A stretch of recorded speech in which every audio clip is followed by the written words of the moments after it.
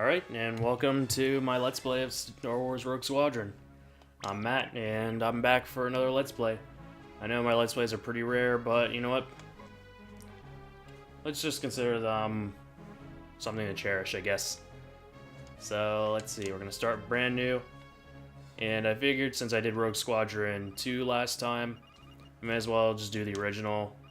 And then whenever I get to the other one, and let's see. Yeah, I'm going to do as I did last time. I'm just going to put SFO for Studio 41, so they don't have numbers in these. And we'll just start on brand new trainee.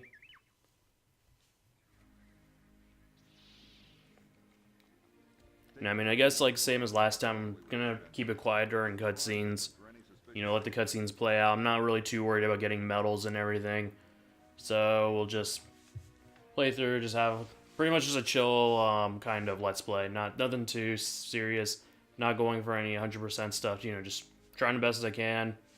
And well, hopefully there won't be too many edits like I've had in the past. But I don't think this is going to be as, you know, intensive in terms of just like customizable stuff. Because I don't know, maybe I will go and like do an extra video on like finding all the upgrades and stuff. Because chances are I'm probably gonna have to do it later on in this game. So we'll just carry on with this X-Wing. Yeah, and the N1, it's still there because of the cheat code I used for a long time ago. And it just never deletes itself.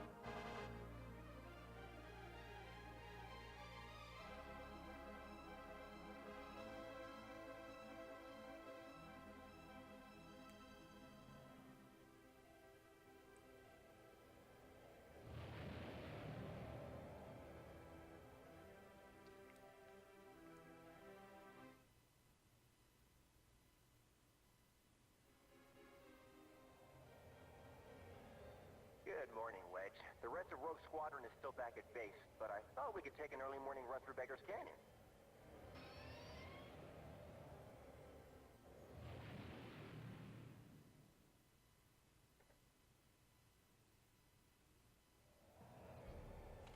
Luke, I think we've got a problem. Alright, so Is that my imagination or are those? taking an early morning run, but now we find out we're attacking Imperial droids.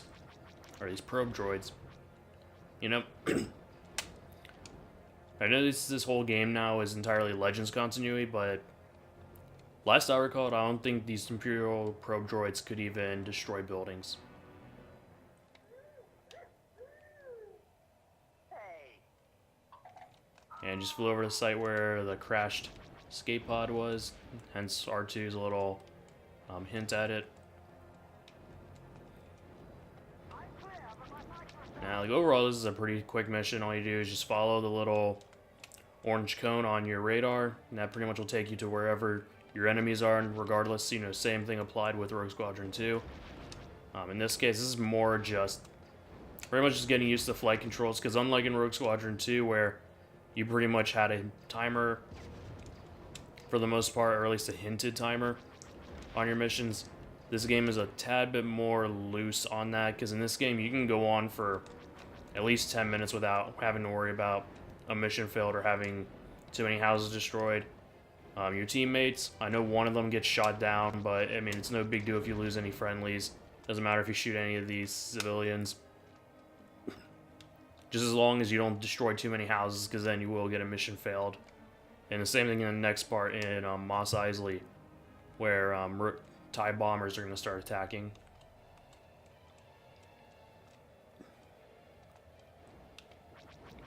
Yeah, for the most part, it's just easy flying around. And one thing about this game is that, in addition to being on the N64, this game also came out on PC. And now I've played through both this version and on the PC version. And I've actually found myself liking the N64 version better, just because it has better controls. And the PC version of this game has better graphics and better draw distance. But the one thing is that, although it has partial controller support, it's absolutely garbage. I mean, even when you go in and try to customize it to work with a controller, whether if it's on Steam's own controller interface or on the game itself, it does nothing. It just completely botches everything. So playing through the campaign on PC was an entirely different challenge. But I'm just more used to N64. Even though I think the controls on the N64 are I would say a bit sloppier, just because I had an N64's control stick. It just feels like your craft has more weight to it than on PC. And then again, it may be just from playing on an Xbox One controller, so it may be just that difference.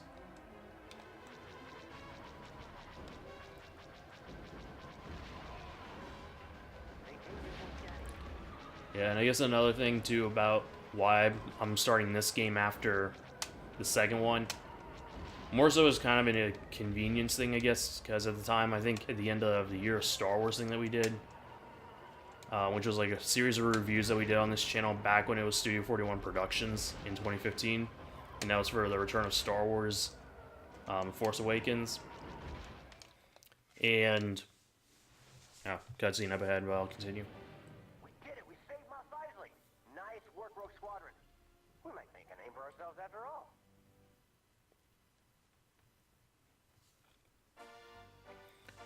But yeah, so with the whole, Star Wars returning back in 2015, we decided to do a year Star Wars thing, of which I did make a video about it regarding it, I think discussing it in the Rogue Squadron 2 part, but pretty much in like the quickest way possible. I thought it was pretty hit or miss, more of a miss, just because it primarily was Jeff and I doing it, even though we had Chris in the original video pretty much kicking off the whole thing. But that and like a bunch of other stuff happened. We had our own lives to do. We had school, jobs, and stuff. So that pretty much just kind of threw the whole year of Star Wars into pretty much a side project. And we pretty much ultimately had to rush everything out within the last week of 2015. So yeah, they're pretty much down right now as of making of this video, pretty much in the single digits. You can stop on by, just to watch reviews, and you'll pretty much see why I no longer review games anymore, even though I did make a game like that. Which must first travel through Imperial territory. They carry equipment and supplies vital to the rebellion. Your mission is to rendezvous with that convoy and escort it to the landing zone. Good luck.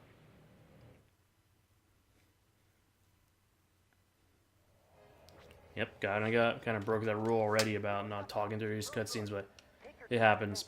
Game audio should at least be loud enough for you to hear it. And I at least managed to stop myself in time. So I can get a little bit carried away with some of these commentaries, but it is something to fulfill the time. But yeah, going back to this game, I've always thought that this game was actually more challenging than Rogue Squadron 2. I don't know why, maybe just the controls that, and maybe just different scenarios, but I've always had more trouble playing this game than I did Rogue Squadron 2, and that maybe because there's more levels. Never fully been able to comprehend that, but you know what? I was able to beat it last time. Something I wasn't actually able to even when I first rented this game back in, I'd say, 2000, 2001, I think. Because that was back when I didn't have a GameCube then, and I still had an N64, and still unable to get those last Pro Joys, but they're not a big deal. Mainly the big worry are ATSTs, which this thing here is going to do a pretty good job knocking them out, but, you know, it's best to preemptively take them out so that way you're not losing too many convoy ships. And then also be wary of these the turrets.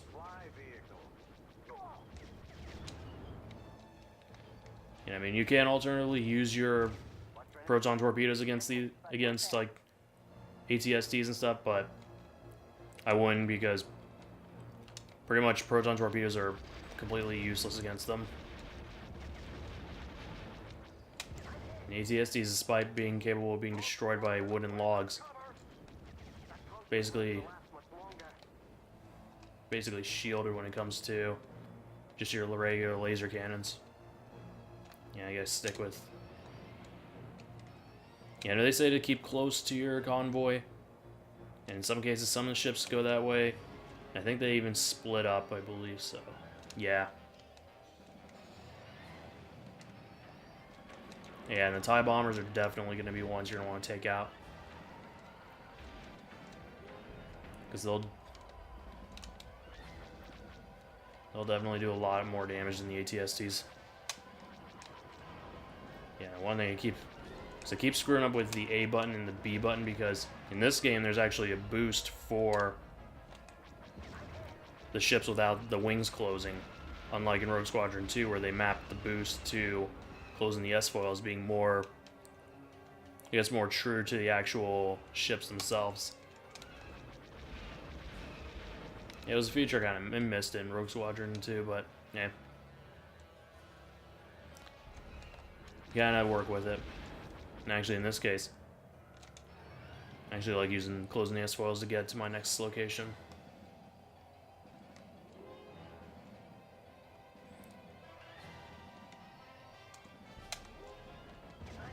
Yeah, and I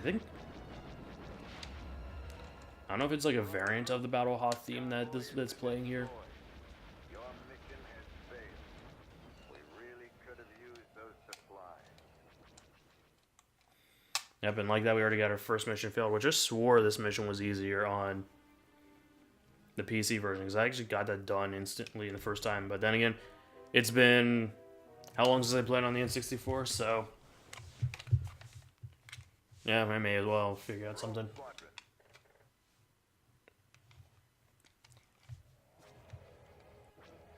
Luke, we've already got trouble. Real good. Take your targets and go.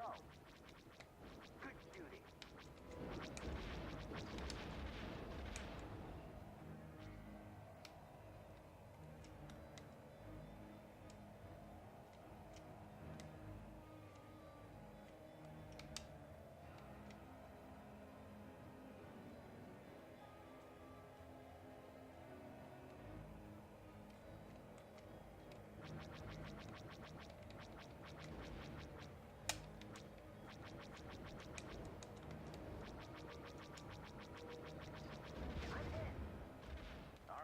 Group. The supply vehicles have begun moving. Their escort will follow shortly. The smaller craft are the combat vehicles. Stick with the 5 transports. I'm hit.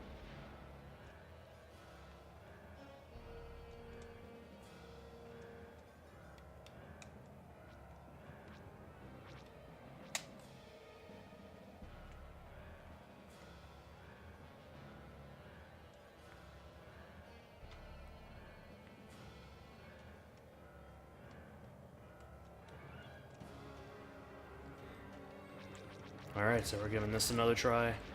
Failed that first mission, but you know what? I think what I messed up on was I deviated too far away from the remaining of the supply lines, so they kind of split off and tried doing their own thing.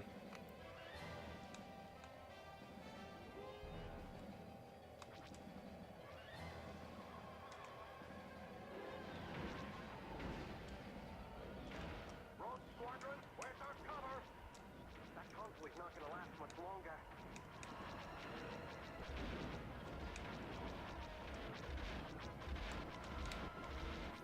Yeah, and unlike in Rogue Squadron 2, you can't command your wingman to do anything.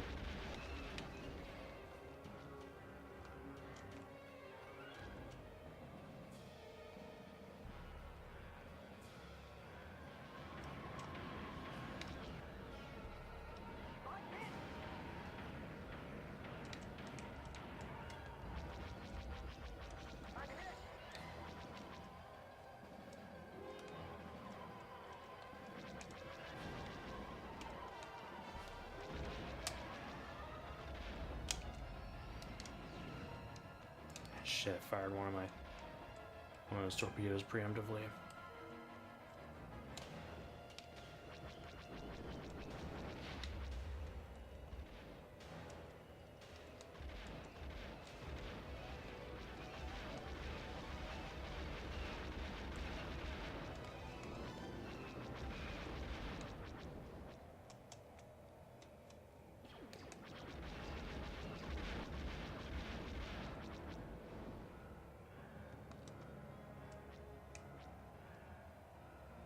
Yeah, there's only one left.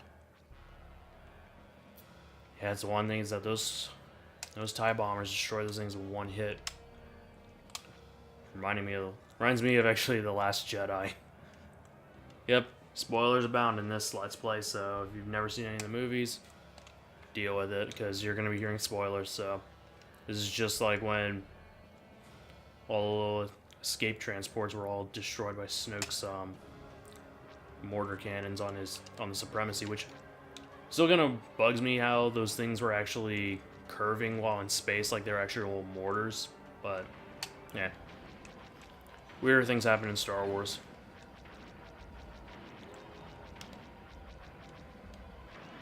Help me out here.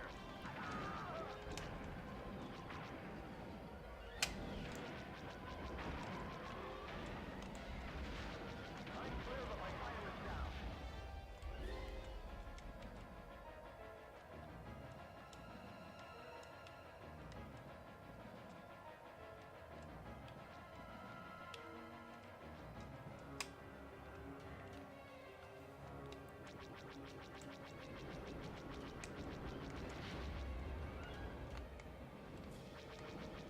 Yeah, we're not meeting any anti-air defenses yet.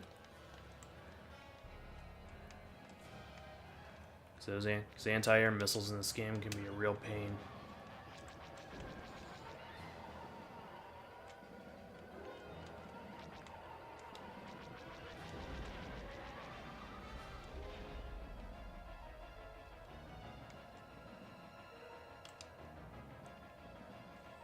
And I think around here, yeah, is where everyone's meeting up.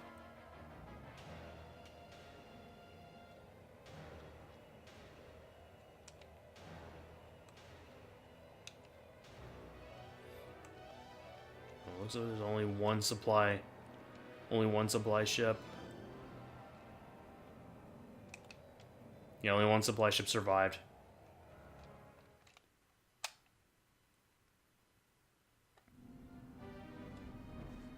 The shuttle is clear. She'll pick up the rest of this cargo. The Rebel Alliance will appreciate those supplies, especially after we lost Yavin Base.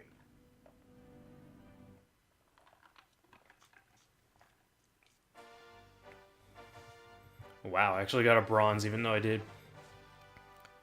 Because from an actual military standpoint, that would actually be really bad if you had lost that many people and you only had one supply vehicle left. But I guess maybe the other like smaller tanks, I guess, survived.